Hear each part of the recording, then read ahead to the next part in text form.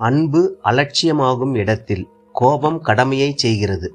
ஏன்னா அவன் பயத்துக்கே பயம் காட்டுறவன். அன்பாக சொல்லப்பட்ட ஆலோசனை அலட்சியம் செய்யப்படும் நேரத்தில் கோபமே முன்னின்று வாழ்க்கையை சரியான பாதைக்கு திருப்புகிறது. நான் அப்படியே ஷாக் ஆயிட்டேன். வாழ்க்கையில் தடம் மாறாமல் பயணிக்க சரியான நேரத்தில் வெளிவரும் கோபமும் ஒரு அழகான உணர்வுதான். குழந்தைகள் தடம் மாறும்போது தாயிடமிருந்து வரும் கோபம் அது அன்பின் மற்றும் ஒரு பரிமாணம் என்றே கூறலாம்.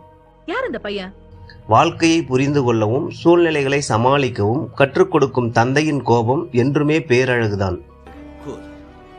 ஒழுக்கமும் நன்னடத்தையும் உருவாக மாணவர்களின் எதிர்காலம் சிறக்க ஆசிரியர்களுக்கு வரும் கோபம் அற்புதமானது.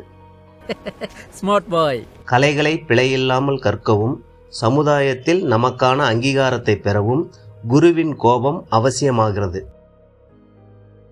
கோபம் எப்போது அழகாகிறது தெரியுமா? விழிப்புணர்வோடு இருக்க வேண்டிய தருணத்தில் அலட்சியமாக செயல்படுவதை தவிர்ப்பதற்காக வரும் கோபம்.